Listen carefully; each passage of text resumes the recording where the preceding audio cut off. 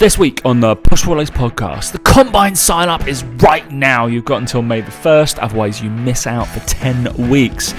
Dan gets 500 likes on a Coach Carnival Cam post, and it's time to show, not tell. 3, 2, 1, show me, Dan. Hey guys, welcome to the Push Pull Legs podcast with myself, Dan Meek. And me, Tom Hall. I just opened my thing and splashed my computer everywhere. Good. Well done, mate. Good work. I will show Good you. work, I Tom. will show you the comment that allowed me to reach internet stardom, where I now have 527 likes on a comment on a Cam post. I have won that game. It was The on game is keep on going. Like... Yeah, but you're not going to beat that. You're never, ever, ever going to beat that, because that one. It was a video basically of Coach Carnival Cam, and I will full name him again. Coach Carnival Cam in Five Guys asking for burger patties in a fucking tray, obviously. And my comment was just simply, wasn't slagging him off, right? No mean names or anything like that. Just shows you that it's not all about just being mean. It's about being funny with it. And I was funny with it, right? I said, no one saw this coming. You blindsided us all. Short, snappy, right? Gets people's attention. They read it really easily. They hit the like. Yeah. And it's not, to be fair, the most annoying thing though is it's not the most liked one on that actual post. video. The most liked one on that video is a comment that I liked, funny enough, and it just says, "What a shit video." That's got 824. So yeah, I mean, I don't mind losing to that one, to be fair. But yeah, I thought that was fucking genius. I mean, I think out of the 239,000 views on it, I think 39,000 of them are me checking the video every single time. Yeah, he's 87,000 now, mate. He's almost 100,000. Once he reaches 1 million, we'll invite him on. There you go. Yeah. Like, do you want to come do this podcast? Yeah, we get a few hundreds of people listen. You're a big timer now, so yeah, and they'll definitely all want to turn carnivore as well, so it's worth it. So yeah, that'd be great. And Joy, and Joy is it was interesting. I don't know. That was Transform Your Health. Where was the one? Yeah, because he did make a put. I've realised we're going straight into talking about him straight away. Of course we are. we should just call the podcast about him now. I know. It was the carnivore diet coffee milkshake that I didn't get because coffee. Because none of it makes sense. Well, none of it makes sense anyway. But like, coffee that's a bean. It's a fruit. Coffee fruit. Yeah. So that was a weird one for me. So I didn't really get how he's that. Yeah, very odd. Not big likes on. Well, we got just like our ancestors used to make. That's the one I would get confused. What's the one that's ancestral? Paleo, that's the one. Yeah, I think they feel like they're synonymous, but they're not. Right? Carnivore is just we can do whatever. Paleos eat seeds and fruits and shit. Yeah. So, but our argument was my biggest bugbear with the whole thing with Cam though still is the fact that he doesn't eat it raw. Like, if you're gonna be a carnivore, at least be a carnivore and eat it raw. Like, I don't get the whole cooking thing of it. I just don't get it. Like, surely carnivores would have just eaten it raw. No doubt. It's a weird one, isn't it? Because like, I was literally just doing, because we can grind our teeth, which is a herbivore trait, but then we can also like tear things. So it just means we can do both. Cracking, isn't it? Yeah, I mean, the fact we don't die when we eat vegetables, it's almost like they're worth eating for us. Almost. Yeah, it's it is funny, isn't it? Like the whole I kind of really want to do one of his recipes. Could I get the carnivore diet? When you, it's weird, isn't it? Diet, I think, diet, low calorie. It's obviously not that, is it? Carnivore diet, Scotch egg. I don't want to download his cookbook though. I wish he'd do more. I just think that I've been tempted by it, to be fair, because I think it sounds decent, doesn't it? But then I always come back to this whole thing. The reason these diets work is they just take away all the nice, tasty food. Like they do, don't they? Like I actually prefer that superhuman guy. I could do that diet because he's actually allowed to like have avocados, yogurt, fruit. He has a few extra things on his wooden chopping board. Yeah, chopping board guy. Yeah.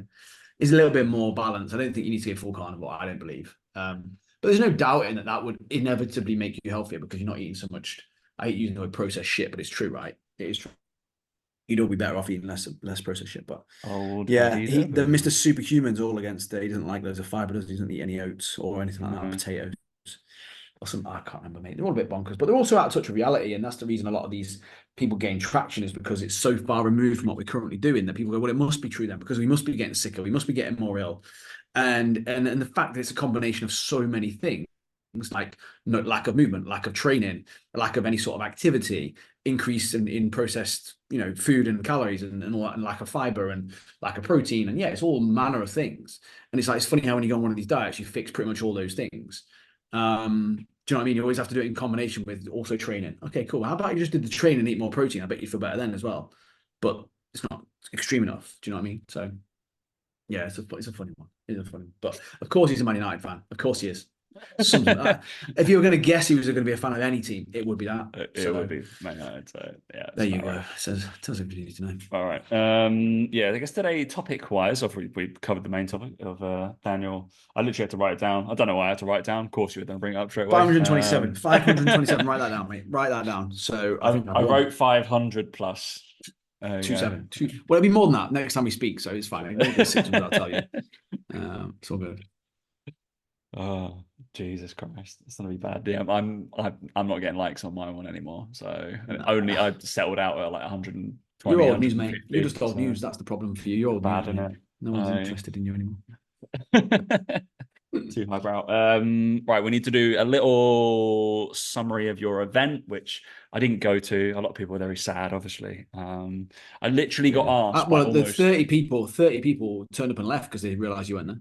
So literally 3 to 4 people in my DMs asked if I was going. I mean, that's insane, isn't it? Like, I bet Joe was one of them. Joe was there. I saw Joe.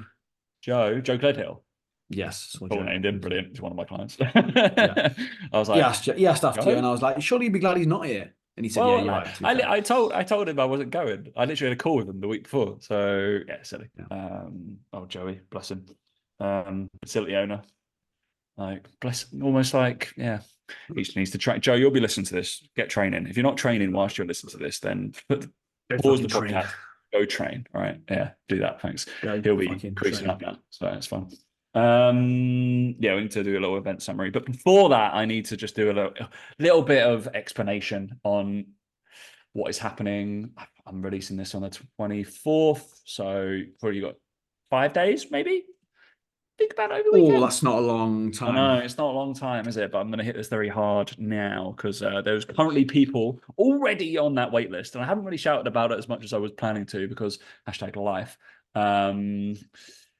Busy, busy bee. But busy, all good. Busy. The Combine is getting a complete rehash, not complete rehash, a relaunch. And it's happening May the 1st, which will kick off. Getting a makeover is that what you mean? Makeover, that's the one. A makeover on May the 1st. Is the May for have I picked on Monday or not? I think I just started May the 1st because I thought that was a nice day. Just May the 1st. It's not bank holiday, is it? I think it's a Wednesday, isn't it? I'll probably let it run into the week, but anyway, sign up before then. Basically, go on my wait list and my link tree. I'll just do a little brief explanation about what's happening on it now, because based on the audience that I attract a lot of from my online coaching, just looking through most of them, to be honest, there for similar reasons in terms of the coaches.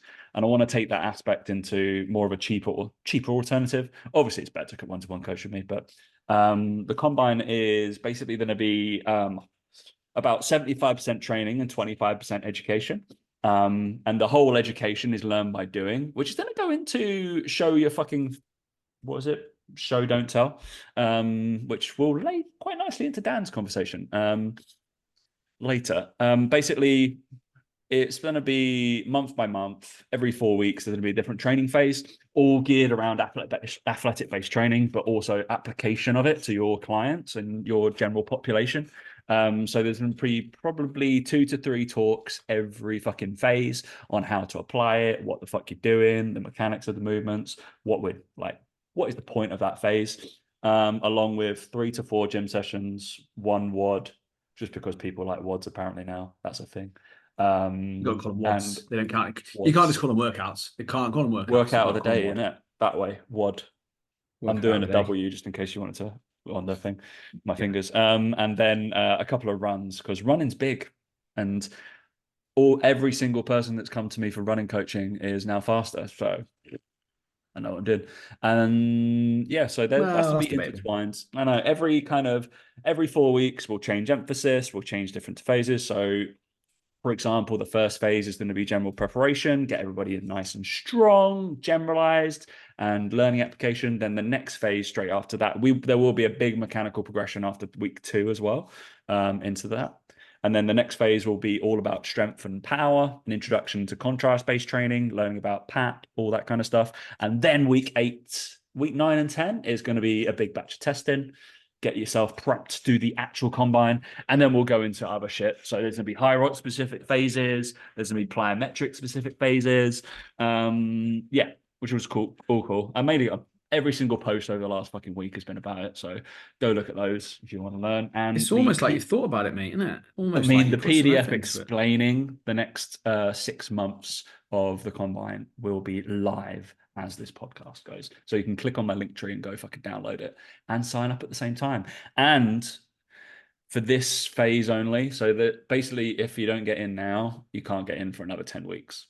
Cool. So this would be literally the price it is right now, which is literally 50 quid, Dan, because I'm giving it away basically. Look, me, mate. You look it's like you've already got enough money. You don't need to fucking make any. It's just going to cover your costs, isn't it? It's cover costs only. So yeah, basically there's my not my sales pitch, my little elevator pitch, because we've got some people that are on it already. And yeah, it'd be great to have a few other coaches or anything else. Not being funny, but 50 quid to be able to kind of like dial in your training. Because as we all know, you need something to train for. Half the time, that's the biggest thing. And a bit of competition. I imagine there'll be a bit of competition in the end results of who's improved the most. Correct. So probably not the first testing phase, but probably week 20, that will be a live day. So that'll be fun. Ooh. Yeah, and you've got to be on the combine to do it, unfortunately. So you're going to compete with my clients and maybe Dan. So we'll get Dan on Zoom. All right, mate. There. Like we're just going to do swing speed. Remember, do you ever used to play Mario Kart? You used to play against the Ghost. I'd be the Ghost. I'll be like the really, really poor like time that you actually have to beat, otherwise you failed. Like you would have failed. Yeah. So yeah, that's what I think I'd be. All good. Message me if you want any details, but yeah, you can literally just sign up and you can click on and go. Boom. All right. Right. Little summary of your event, Daniel. What was happening? Because I wasn't there, so I'd love to know. And probably some people who've listened to this didn't know what you were talking about. What were the topics? Who was there? So basically, me and Mike started and we talked about how to build a perfect Instagram page. We sort of like Mike did a really good thing where he basically took a brand new Instagram page and created loads of posts for it and kind of created what he thought the perfect Instagram page would look like. Really impressive, to be fair. He did like 100 posts in about 30 days and like all completely new branding, new everything, new copy on them, all that sort of jazz. And it was kind of used as a bit of a tool to show them, look, this is what can be achieved when you know your niche, when you know what you're doing, when you know what your branding needs to be like in that short space of time. And it was kind of used as a bit of a almost like I just said about the Ghost thing then, almost like as a standard to go like, this is what, if I can do this in a month and do 100 posts while doing my full-time job, there's no reason yours couldn't be better than this. And it was kind of like a lot of people, we asked the question like, is yours better or worse than this? And they're like, worse. So it just kind of was a bit of an eye-opener, I think, for a lot of people to kind of look at what a page should be like and kind of how to talk to your niche properly and the phases you're going to need to take your followers through in order to get them to sign up with you, rather than most people just think it's follower to one-to-one client. And it's like, no, it's follower to an engaged follower, to someone who gets on your email list, to someone who does a lead magnet, someone who does a group coaching or a combine, to someone who does one-to-one. Like it's like a list. It's like a phase you have to go through rather than just, oh, I've got followers, they'll be one-to-one clients. It's like, no, you have to take them through the whole process. So we did that. And then basically throughout the day, we basically had a number of people speaking who were our clients, who basically were all at different stages of their career and had all kind of been working hard for, different varying lengths of time. And it's just really interesting to see how they all said the same things without us really kind of like telling them to. it was like all used the same principles of like being yourself, all had very different niches, all were being very successful. Some were just a little bit slower than others. Some were going from like 5 clients to 25, some from, 20 to 100. And some people built a team out, and there was 2 of them. Some people had, worked full time alongside their online coaching job, and just kind of talking through all that sort of stuff and sharing wins and losses along the way, which I think was really, really inspiring for a lot of people there. And then we had Simon Booth was there to talk about content and to talk about kind of like what's working on Instagram this year and what you need to do and how are people going viral and what is it about their content, what do you need to focus on, and all those sorts of things, which was really, really good. And it was just great to see we had like a big community of people all come together, all very, very similar, all kind of all about the right things, all got on, all wanted to spend the evening, have some fun, have a few drinks. It was just, it was really nice community event. And a lot of people said some very nice words, which of course I immediately dismissed and didn't take on board. It's just where I am. But no, it was nice to hear people say that stuff and good feedback from people who, like Simon, for example, as well, who came. So it was really, really good. I think it was a slight improvement on the one we did the year before, which is always good. Always good to be getting better. So yeah, the next one we might do one in November as well in the UK somewhere. But we will see. But it was really, really good. It was just, again, reiterating a lot of things we speak to our clients about all the time. But just done in a slightly different way, using examples from clients who are seeing good results. Yeah, but it's always good to like get everybody together. That's the kind of thing, isn't it? Because I think we talked about it on a previous podcast of like lonely fucking job. It's nice to see the actual it is a lonely job, and that's the one thing that we brought up. And it's the one thing that kind of led me to the whole like thing about showing, not telling. I think as well, if you tell people, it's all well and good telling someone, oh, it's a lonely job, or it's all well and good telling people, if you just keep going, you'll get to this point, and they don't believe you. Whereas we kind of like showed them. We were like, well, here you go. Here's a bunch of people that were telling you the same thing. We're telling you the same things over and over again. And it was almost nice to hear them say the same thing and go, yeah, I just grinded. I just kept working hard, kept pushing. And eventually it happened. Do you know what I mean? It's that for us was what it was about. It was just showing other people who are going through the same trials and tribulations that they're going through. Like, say, with being lonely and seeing other people from the community and knowing that it is possible rather than just thinking it's a pipe dream. Yeah, which was good. Yeah, lovely. Did you? It was lovely. Did you lose your mantle of? So the beer pong doesn't count. Pong this time. It was only friendly. It was only friendlies at this one. Yeah, it wasn't a tournament. There was no tournament. We were shit. We lost. I think we lost like. I heard because there's a few people that were in that members group who are actually my clients, and it didn't go well. And they were at the event, or they had heard from Mike, who also like the weird scenario where we share clients, and then how awful was that? I've got a couple of clients that Mike trains coaches for business, and they have me and him. Really? Yeah. Wow. Who are they? Bad, isn't it? Who are they? I'm not going to say it. Just how willy nilly am I? You're just not going to grass them up because they're shit at beer pong. Very odd. I think it's one of those, isn't it? You got similar ethoses and stuff with a crowd of people. It's just different take on things, isn't it, with the training? But yeah, poor you guys. Well, also, were you not playing with beer? We played with a multitude of things. Beer. There was beer. There was hooch. There was Copperberg. There was all sorts going around. Of course, there was Copperberg. Dan gets his Copperberg out. He wanted to just put like. What's the shit that you drink? It's like the one time of the year that I drink. I'm going to drink something I like the taste of. Do you know what I mean? It's like, I'm not going to fucking... It's so sweet. It's insane. Yeah, it's beautiful. That's why I like it. It's sweet. It's so bad. Like, it's so bad. No. I'm completely down. Why is that a bad thing? The bitter side of things. Like, I like deep red wine. Like, it shows you are bitter. That's why. Like, fucking Guinness, bitter man. Like, bitter man. Yeah. Awful, which is weird considering our personalities. You'd think it would be the other way around. So maybe it's because of that. Maybe that's what it does. It balances us out. That's fine. Balances it. That's the word. Balance. Yeah. I'm such a man. Ooh, Guinness and wine. You and your bitter. Oh, I'm such a man with my bitter. Give me John Smith. I can't do. I can't do John Smith's. That's fucking weird. Where did that advert go? Yeah. The whole Peter Kane. Where did John Smith's go? I didn't even see it. Is it still a thing? Like, is Nuki Brown still a thing? That must be still a thing, right?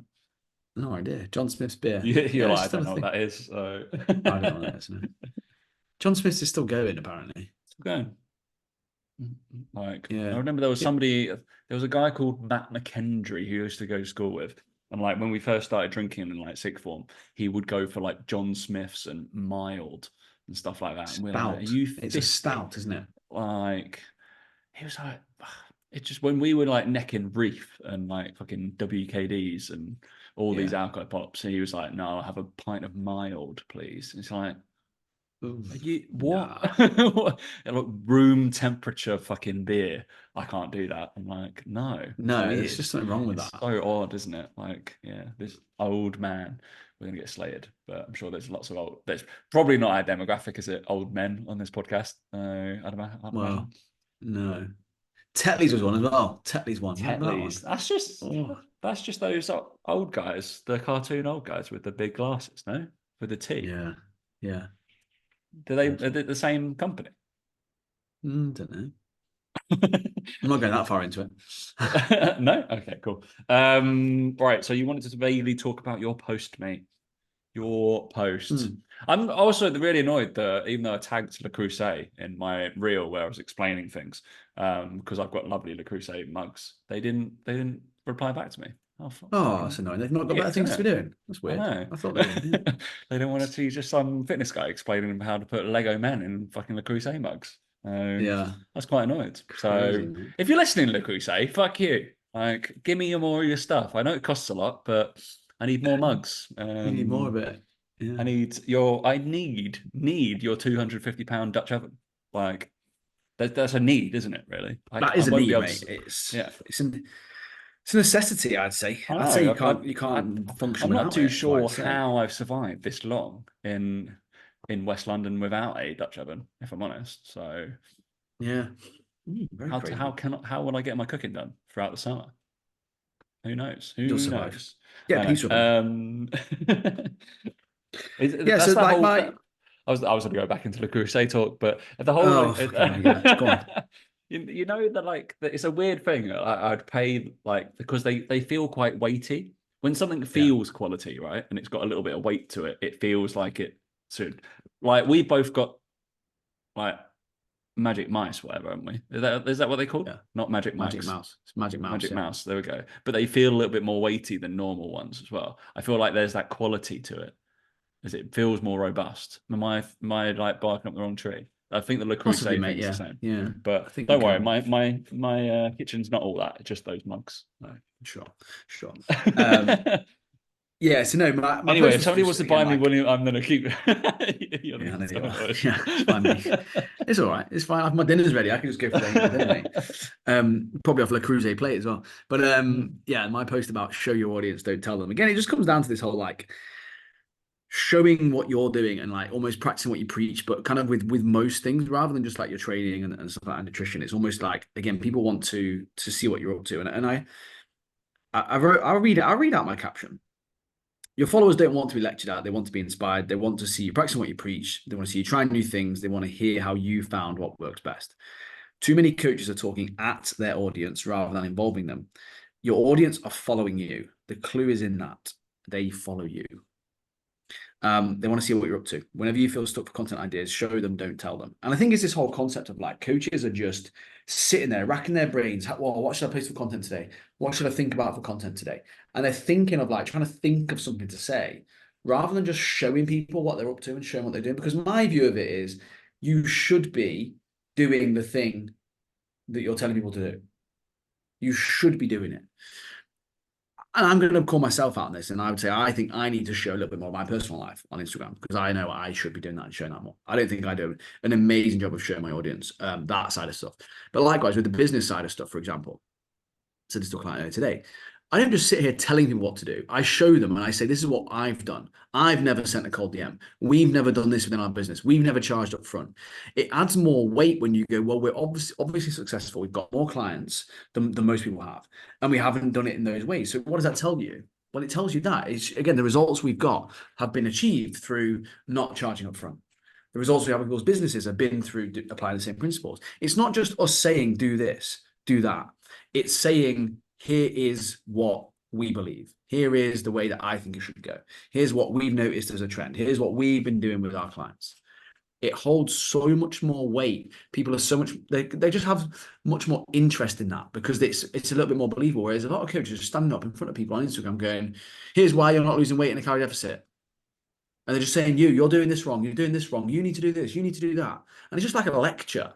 And humans, trust me, I've been at uni, we don't like being lectured to, we don't like being told what to do. But yet you take more, arguably, from the ones that you're involved in, the practical side of stuff. Again, people always say this about, like, I prefer practical things rather than just reading books. It's that element of, like, when people feel involved, it's why the event is the same sort of thing. It's like people leave that thinking, I feel like I know what they're on about now. It's like, we've been saying this for ages, but it's like, well, now you finally get it because we've shown you someone or we've shown something in a different way. And remember that on Instagram, people are they're so like bothered about making their content, like I said, like a lecture, talking at someone, getting a point across, rather than just saying what they're thinking or saying what they're showing what they're doing right now. Then they're forgetting that people are following them. They want to follow along. They want to see what you're up to. They want to see the behind the scenes. They want to see what your day is like. They actually don't care as much about the content that you care about as much as you think they do. They just don't. They're much more interested in the behind the scenes, what you're up to, what you're doing.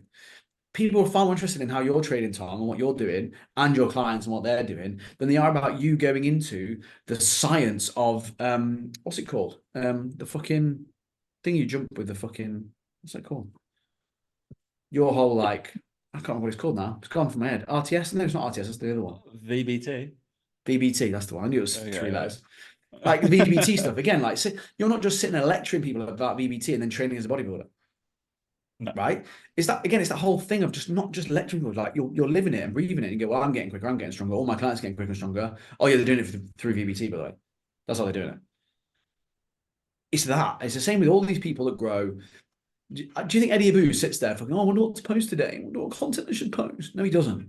He just says what's on his fucking mind every single time. And like, he doesn't, do you know what I mean? He doesn't sit there, how can I make this interesting? What's the hook I can do on this one? How can I? He doesn't. He just says it.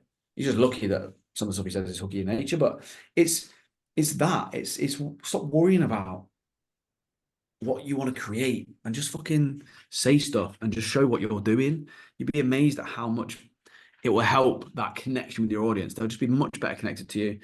They'll actually give a shit more about you as well. They'll actually give a shit.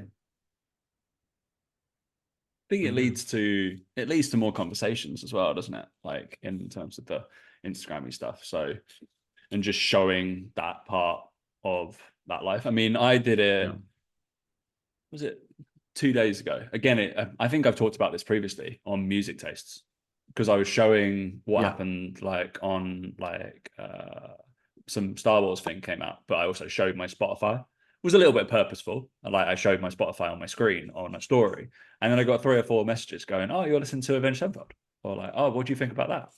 People I've never fucking spoken to before. And I was just like, but just because they had that like little inkling of like, oh shit, he likes the same music as me. Cool. I'm going to reach out and be like, oh, yo, cool. Awesome. Yeah, bro. And they'll just see something in the background. It wasn't that it was kind of intentional, but also just a showing of like, oh, this is happening, blah, blah, blah, blah. This is funny. I found this fun. But yeah, kind of showing what you do. But I mean, yeah, like Gary Vee said it. Gary Vee said it like ages ago. It's like document, don't create. And it's that concept, but also what I mean by that is it's not just documenting what you're doing. It's what I mean by show is the whole concept of like, again, like we just said about the combine, is do something, train for something then. Like you'll tell all your clients to do. You say, oh yeah, do an event, it's really good. Well, do it then. Like show them the benefits of it. Again, same with clients. Show your followers, your clients and how well they're doing. Show them the result that you're talking about, not just the before and after, the transformation photos. Show them what's going on. Show them how your coaching works. Don't just tell them you get a check-in. Don't tell them they get a check-in. Show them what a check-in is. Show them what this stuff can do over time. And coaches are so quick to like, oh, I posted that transformation photo of my client. That's it now.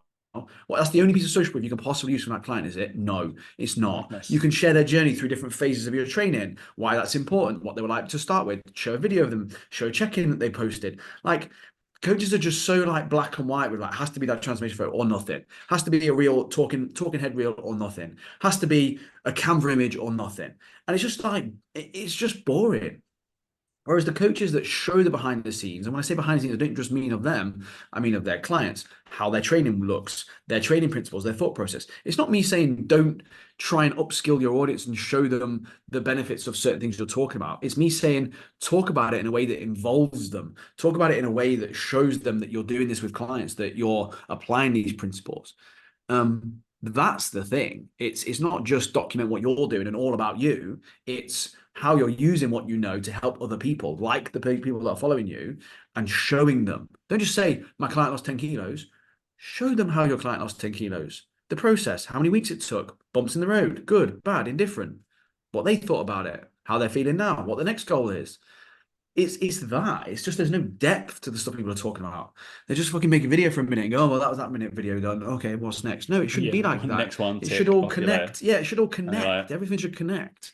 There should be a little story as well. And I'm sure if you look, maybe Mike did it on his thing, but it's very purposeful that I try to tell a little story through the posts as well as they go through the week. Because it would just be like, everyone listening to this knows that I absolutely hate giving Tom any sort of credit, but that is one thing Tom does really well. Like it does, like with those client stories, like you sit there and go, oh, I could do that then, because because I'm like, time frame. I can see morons like done this. I've like Sam. I don't know if Sam's listening. He used to be one of your clients, but he's been with me for like 2.5 years.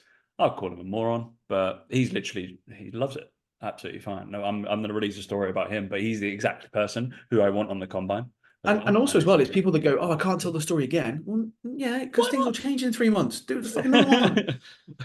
It's all right. So it was only purposeful that I released like 10 of those in fucking a month, just because I was like, fucking have a little push. Let's see what happens.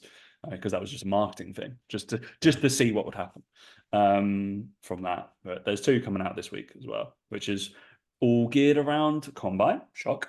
And somebody who's just done the marathon. Oh, shock. I was waiting for him to complete the marathon before I released it. So he could do that stuff. So yeah. And then it's like, oh shit, he's just done the marathon, but he had all this stuff, all this kind of story. This went on. Maybe he had some chronic fatigue. There was also some difficulties that we had to work around, all that kind of stuff. Like what you're saying, bumps in the roads. It's all not all happy. Like I think a lot of them tend to be like, yeah, we did this and it was so super successful. And I'll be honest, the one with David, he probably listens to this. We've had a tough time, 100%. And I'm quite upfront with that. Like most of the training that we've had together has been problem solving, if I'm honest. Like not like 1 month has been perfect, which is what people should see probably. And it's what coaching is like. It's what business is certainly fucking like. Like as long as the line is going that way at some point, but month on month it might go up and down. It's like fucking stocks and shares, like it's investments and stuff like that. But training and fat loss and weight loss and stuff is exactly like that. But it's also what people resonate and be like, oh, that's a lot more real. Like, yeah, okay, maybe I do need someone to get, but as long as that path is there, it's like showing that the person who is your follower is down like in the trough and you can get them to that peak eventually is probably a good thing. But yeah, tell a little story. I feel like people need to tell stories on their posts because that was the one thing that Stephen Bartlett was always taught. He was just like, tell a story. Like really, people buy into stories. They watch films. They watch this. They want to follow something. They want to follow a story along, and that's what engages them. Not exactly what you're saying. Telling someone it. It's like, yeah. Great, cool. That's not a story. That's a weird thing. And I made the analogy on when I was correct that I did that the mug thing, but that was a story, and I've doubled down on that. I've written a bunch of other reels on the fact that I'm going to do story based ones, how to tell a story for workouts, how to tell the story for this, because it seems like I'm going to walk them through that way. But yeah, beginning, middle, and end. What is your post going to be? Beginning, middle, end? And also as well, like it's just branching it out a lot bigger and thinking about your whole Instagram page as like the whole journey. Like, I'm not saying don't have the odd rant where you just kind of like let off some steam, but again, like when people kind of like ask me today, like, oh, what about then if I want to do a bit of a rant? And I'm like, well, when I rant, I don't do it for anyone else but myself. Like I'm documenting what I'm thinking and what's going on in my brain. Like if it's not really like directed at people, it's just me going, what the fuck is this all about? Why are people doing this? Why are people doing that? It's not directed at someone. It's not me trying to help them and tell them how to be better. I'm just ranting about something. And it's like, yeah, but I don't do that all the time. It comes out randomly and it comes out rarely now. And there's a reason for that. And it's like, well, because it doesn't come across as well. If you just rant every day, it's like, well, that's fucking pointless. No one's going to kind of like take it seriously as much. So just remembering that it's about your whole message. It's not just one post. It's not just like, oh, this one post has got a good story to it. It's like your whole Instagram page should have a story to it. There should be stories interwoven within everything you do. And like we talk about all the time with Instagram, I just think that the way the words are framed on Instagram, you need to pay attention. It's called Instagram stories. The Instagram story bit, stories. And again, people follow you. Think about those two, just those two things. And think about what people want out of it. I think it will help a lot of coaches with their content creation for sure. Those two bits of the platform. Which is always fun. Lovely, mate. All right. Until they better be following us in 2 weeks' time. We're playing loads of golf. That's what I can say. Well, we hope they are. Fucking hell. Oh, mate, we will. Don't worry. Alzora's fine. We can play Alzora. Alzora 5 times. Or Yaz Links 6 times. We'll just go between the two. Just go back and forth. Just be the We'll do a proper event where we play that 4 days in a row, and it'll be God, can you imagine? Just slowly losing the will to live. We'll be like, yeah, definitely. No. But yeah, there'll be a lot of golf content, unfortunately. A lot. To be fair, we're not very big on it when we're normally together, are we? We're probably not. We just enjoy it, don't we? We just want to enjoy it. Yeah, we're not really on our phones. Maybe we should do one round where we do like a lot. Do you know what I mean? Like what I'll just film you every single shot and just vlog. See who crumbles under the pressure. We'll do a whole vlog. We'll do that on one of the rounds, driving towards the tee. Like, we've just done hole 5. Dan decided to lose his shit, and now he doesn't have a 4 iron. That's what it would be, yeah. Tom thought it was very funny. Even though Dan's winning, he thought it was, yeah. Morally, I'm winning, so it's okay. Dan just kicked a greenkeeper in one of the lakes because he got so frustrated. That's basically what's going to happen. So I think we should probably employ someone, a videographer, just to follow you around and to see if you melt down. I'll just keep doing triggering things to you. So I think we got that in the bag. Be fine. You imagine. I'll get Laura to come as well. She'll probably trigger you a little bit more. Just Isabel throwing shit at you. She might just ask me stupid questions. They're more funny though. Yeah, they're kind of like, how do you not know that? Be fine. Yeah, we'll get you drunk as well. That'll be fun. All right. Any other business? Not for me, mate. No. Not from me. As you're listening to this, Combine is open for sign up, or waitlist is open. And you'll get involved. Set an example for your audience. May the 1st is when we will start. I think if that's the middle of the week, and I haven't really looked at it properly, I think it was just like a case. I think it's that there'll be a 3-4 day in lieu period, but you have to be fucking signed up on the list before that, otherwise it closes. So yeah, go train for Summit. So learn by doing is literally what I've written on the front of that. Because yeah, it's exactly how I learned a bunch of my shit. So I thought, why not? Why not, Daniel? All right. Thanks for listening, guys. We'll catch you next week. See you later.